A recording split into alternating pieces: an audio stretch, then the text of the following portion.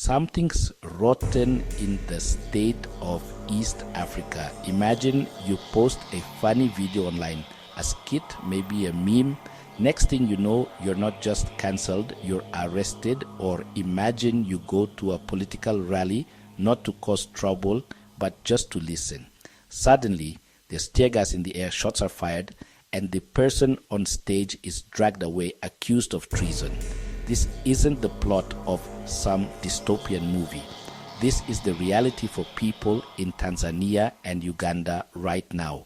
Let's start in Mabinga, a town in southwest Tanzania. The date is April 9th, 2025. Tundu Lissu, the chairman of Chadema, the country's main opposition party, is holding a political rally speaking to citizens engaging in the democratic process.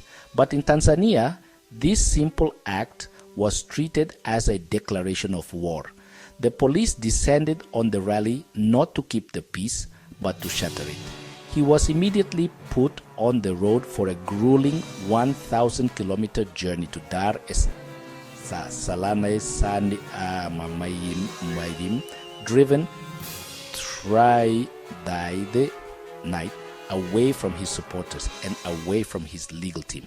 When Lissu arrived in Dar es Salaam, the authorities charged him with treason, an offense that carries the death penalty in Tanzania.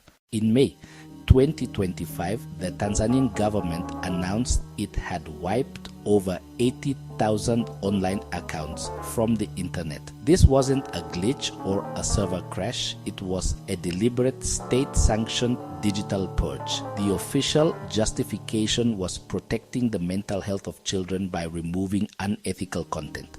But when you look at whose voices were silenced, a different picture emerges. The government's motives became even clearer on May 20th, 2025. On that day, access to X, the platform formerly known as Twitter, was completely blocked across the country. This happened right after posts began circulating that made a shocking claim that the president had died. Instead of addressing the rumor or ignoring it, they panicked and shut down the entire platform. In Uganda, young people like 21-year-old Emmanuel Nabugodi are being thrown in jail for making comedy videos. His crime? He held a fake trial for the president in a skit and got a real 32-month sentence. A young comedian jailed for a joke, sending shockwave through Uganda's online community. The government made clear no sacred cows, no joke too small to punish. Since the 2021 general election, Facebook has been officially blocked throughout the country. Think about that for a moment. For years, an entire nation has been cut off from the world's largest social network. People have to use special software, virtual private networks, or VPNs, just to log on and see what their friends are up to, or to read the news that the government doesn't want them to see. It turns out there's a playbook, an autocrat's toolkit. Leaders across the region and the world use a similar blueprint. The first tool, manipulation of law. They don't just break the law, they make the law their weapon. They pass legislation that sounds reasonable on the surface. The second tool, selective, brutal enforcement. The laws are written vaguely on purpose. A comedian's joke becomes spreading malicious information.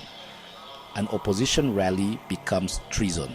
The third tool, constructing digital walls. As life moves online, so does repression. Blocking entire platforms, mass account takedowns under the guise of fighting unethical content. While repression might work in the short term, it plants the seeds of its own destruction. The World Bank found that between 2020 and 2024, foreign investment in Uganda fell by 15%. Money is a coward. It doesn't go where there is instability and risk. The economic cost shows up as lost jobs, stalled projects, diminished opportunities for millions. The most profound consequence of repression is the catastrophic loss of legitimacy. When a government has to use tear gas prisons and torture to maintain control, it is openly admitting that it has lost the consent of the governed. This creates a deep and abiding cynicism that poisons public life. People stop believing in politics, stop trusting institutions, and stop participating in the civic life of their country. The first and most crucial step is radical legal reform. Go after the laws that give these regimes their legal cover.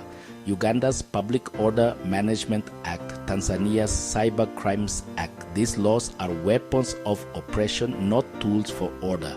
Legal reform must go hand in hand with restoring the independence of the judiciary. Transparent, merit-based judicial appointments free from political interference. There must be independent, impartial bodies with power to investigate security force abuses. These bodies need their own budgets, their own investigators, authority to bring charges against any state official, no matter how powerful. Without accountability, there is no justice. Without justice, the cycle of violence and impunity will continue. Governments need to be pushed to restore access to Facebook in Uganda and to restore access to X in Tanzania. The internet is not a luxury, it is the modern public square. Instead of chaotic bans, there needs to be a push for transparent, rights-respecting regulation. Developed in consultation with civil society, not imposed by a paranoid state security committee. We have to demand protection for the people who are most at risk, the activists, the journalists, and the ordinary citizens who dare to speak idai katika mi out. This includes MINPU's emergency funds for legal aid, safe houses for those under threat. When a TikToker is arrested in Kampala, their name should be headline news in Nairobi, in Johannesburg, and beyond. Autocrats thrive in darkness and silence. The idea that the East African community and the African Union can hide behind the principle of non-interference is no longer acceptable. That principle was designed to protect young African nations from colonial meddling. Member states need to pay their dues and push to restore the East African Court of Justice. Specifically, the court's jurisdiction over human rights violations and electoral disputes must be strengthened. Kenya, the region's economic powerhouse and a nation teetering on the edge of autocracy, has a unique and powerful role to play. By championing a regional response, Kenya can help neighbors and save itself. This is a call for regional solidarity based on shared values, not just economics. Youth leaders, activists, lawyers, journalists building networks across East Africa.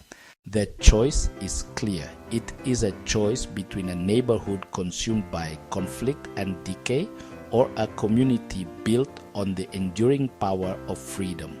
It starts with dismantling the legal machinery of repression, continues by reclaiming the public square, protecting activists and journalists, and using targeted sanctions to make the individuals responsible feel the consequences personally.